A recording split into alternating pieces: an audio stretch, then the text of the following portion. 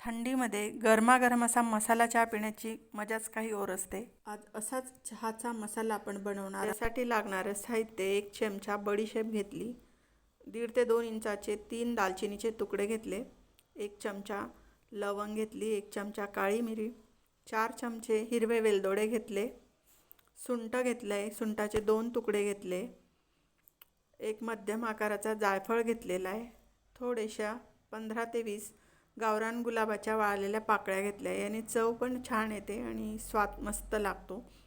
आणि 15 ते 20 तुळशीचे स्वच्छ धुतलेली पानं घेतली।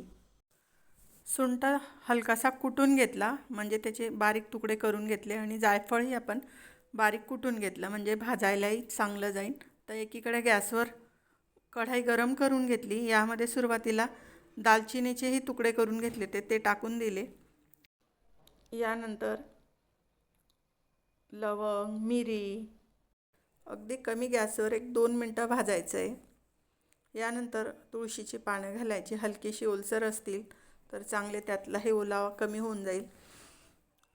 मध्यम गॅसवर एकसारखं मिक्स करत हे चहा मसाल्याचे जिन्नस भाजून घ्यायची।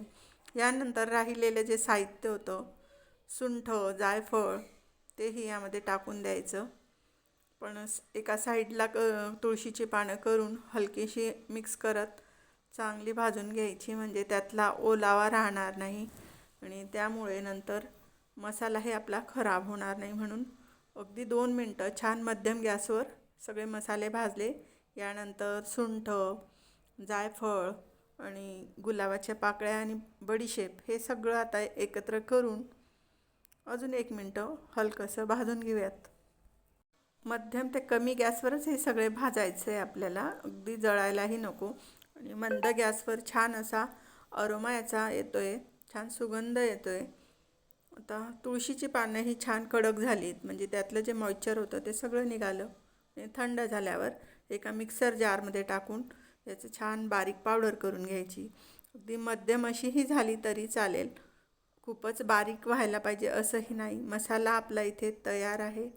एकदा करून ठेवला की 2-3 महिने सहज टिकतो। नुसता चहा पिण्यापेक्षा या पद्धतीने मसाला घालून चहा केला तर अगदी छान होतो।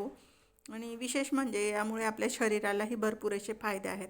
तर इथे आपण चहा करायला घेऊ। 1 कप गरम पाणी करून घेतलं, यामध्ये 2 चमचे चहा पावडर, 2 चमचे साखर घातली आणि छान उकळलं की यामध्ये 1-1.5 कप आता दूध घालायचं।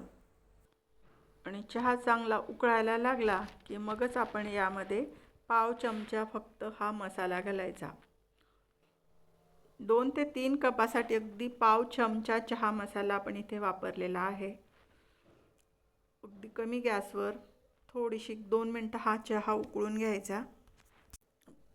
आता तयार चहा मसाला हा हवाबंद डब्यात छान स्टोअर करून ठेवायचा, म्हणजे 2-3 महिने आरामात टिकतो।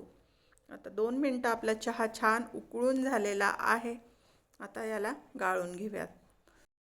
तर तुम्हीही या पद्धतीने ह्या हिवाळ्यामध्ये असा मसाला बनवून बघा, अगदी चहाची चव बदलते आणि आरोग्यासाठी फायदेशीर ठरतो असा हा चहा मसाला।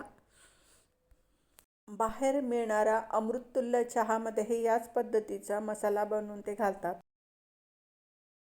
आपण हा चहा गूळ घालूनही करू शकतो, त्यामुळे चहा अजून पौष्टिक बनतो।